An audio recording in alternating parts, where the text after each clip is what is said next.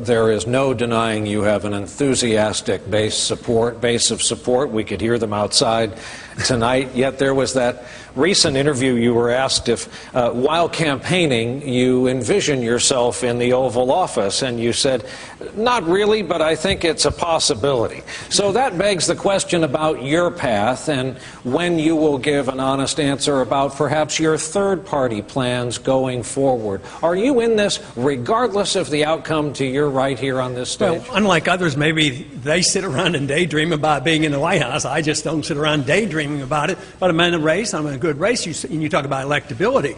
Why don't we take on the first 3 states and take everybody 30 years and under? I'm doing pretty darn well. I'm winning that vote. But what about if you compare my name to Obama? I do quite well, if not better, than the rest. So to say that there has only been three races and talk about not being electable, I think is a bit of a stretch. Matter of fact, the delegates haven't even been appointed in Iowa yet. And quite frankly, we have a pretty good chance of getting a good sum of those because of the organization. We only had a straw vote. I mean, this argument on who won, it was a straw vote. I mean, the delegates is what counts. So, but I do want to address the earlier discussion that you had about 1997. I had been out of Congress for 12 years, and I went back in 96 and arrived there in 97. It was chaotic, let me tell you. It was a mess, and it was a mess for 12 years. And Newt had a big job on his hand, but he really had to attack the conservatives, and he did it boldly. And quite frankly, I think the reason he didn't not run for Speaker, 2 years later, he didn't have the votes. That was what the problem was. So this idea that he voluntarily reneged and he was going to punish himself because we didn't do well in the election, that's just not the way it was. Let me come at it this way. If Newt Gingrich emerges from the GOP primary process as the nominee of the party, do you go your own way? Well, I've done a lot of that in my lifetime. I should be more specific. Will you run as a third-party candidate? I have no plans to do that, no intention, and when I've been pressed on it, they asked me why, and I said I don't want to. But I haven't been an absolutist. When I left Congress, I didn't have many plans on going back, but I did after 12 years. I went back to medicine. So no, I don't have any plans to do that, no. Would you support a Newt Gingrich as nominee of the GOP? Well, he keeps hinting about attacking the Fed, and he talks about gold. Now, if I could just change him on foreign policy, we might be able to talk business. To allow people the freedom to be able to go out and get out from underneath these houses that they're holding on to, and at least get some relief from the federal government for doing so. Congressman Paul, should that be any role for the government? Are those folks owed anything for being under?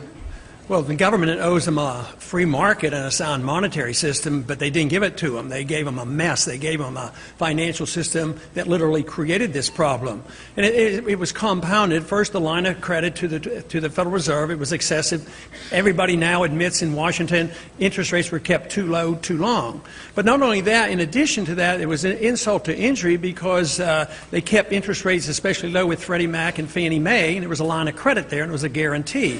Matter of fact, I had introduced legislation 10 years before the bubble burst to eliminate that line of credit. But then the Community Reinvestment Act added more fuel to it, forcing banks to make loans that are risky loans. So the whole bubble was easily seen. The consequences were anticipated. It was all government manufactured. But the question is what do you do after you come upon a mess that the government and the politicians created? The best thing you can do is get out of the way because you want the prices to come down so that people will start buying them again. But politicians can't allow that to happen. Our policies in Washington still has been to try to stimulate houses and keep prices up.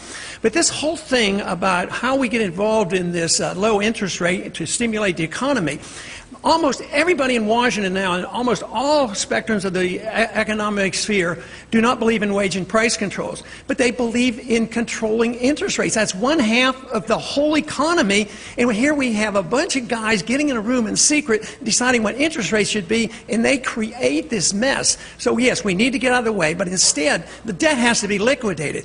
The mortgage derivatives was a monster. A lot of people made a lot of money on that. But guess what?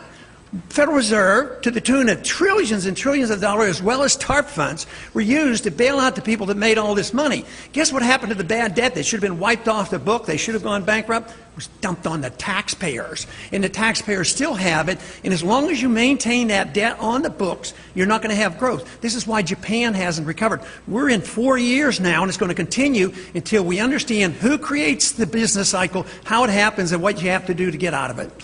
I have a little bit of work to do yet on him on foreign policy. No,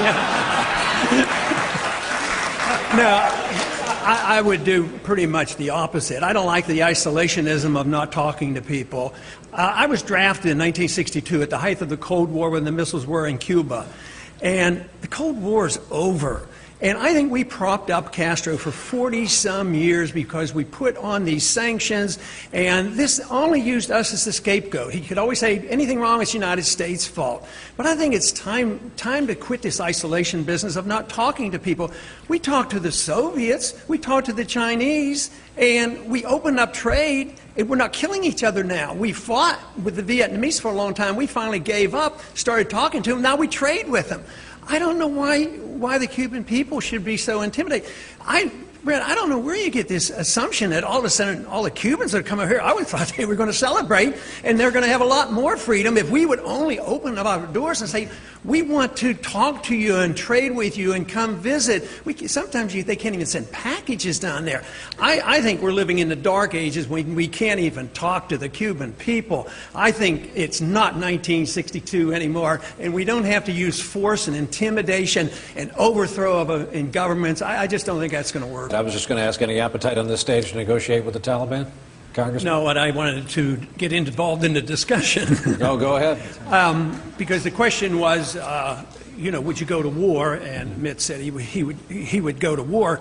But you have to think about the preliminary act that might cause them to want to close the Straits of Hormuz, and that's a blockade. We're blockading them. Can you imagine what we would do if somebody blockaded the Gulf of Mexico? That would be an act of war. So the act of war has already been committed, and this is a retaliation. But besides, there's no interest whatsoever for Iran to close the Straits of Hormuz. I mean, they need it as much as we do. I mean, so you have to put that in a perspective. But this whole idea that we have to go to war because we've already committed an act by blockading the country, and I don't see. And I think Newt is right. I think he's wrong about World War II. I think the people were ready because we did it properly and we declared it and we won it quickly.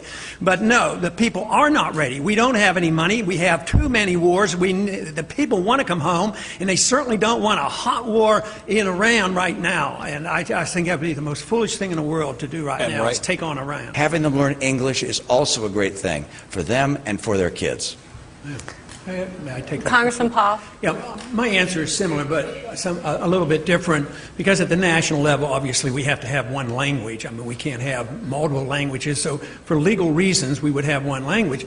But our system really gives us a way to be more generous, because if Florida wanted to have some ballots in Spanish, I certainly wouldn't support a federal law that would prohibit Florida from accommodating, a city election or a local election or a state election. I think that's the magnificence of our system, where you can solve some of these problems without dictating one answer for all states. But nationally, we should have one language. Florida's Everglades provide 1 in 3 Floridians with their drinking water. It affects thousands of jobs.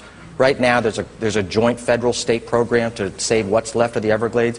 Would you commit to continuing that federal financing of the Everglades preservation? Sure. I don't see any reason to go after that. I would still look into the details on whether that could be a state issue or not.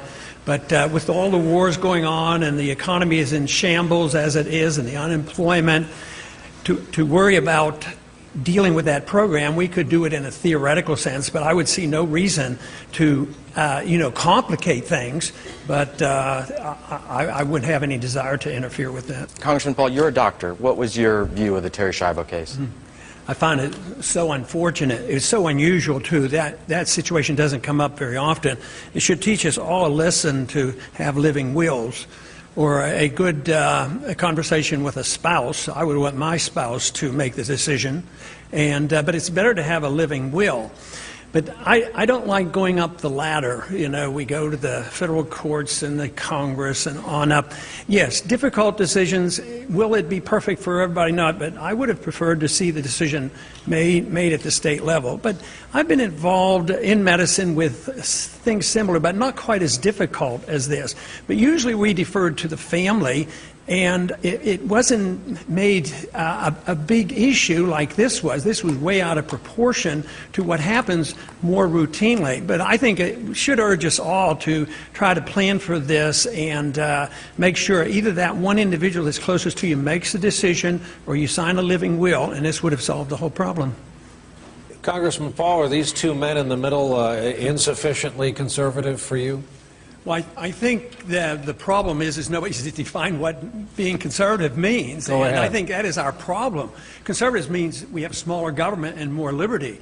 And yet, if you ask what have we done, I think we've lost our way completely. Our rhetoric is still pretty good. But when we get in charge, we expand the government. You talk about Dodd-Frank, but we gave them Sarbanes-Oxley. We gave debts as well, you know, when we're in charge.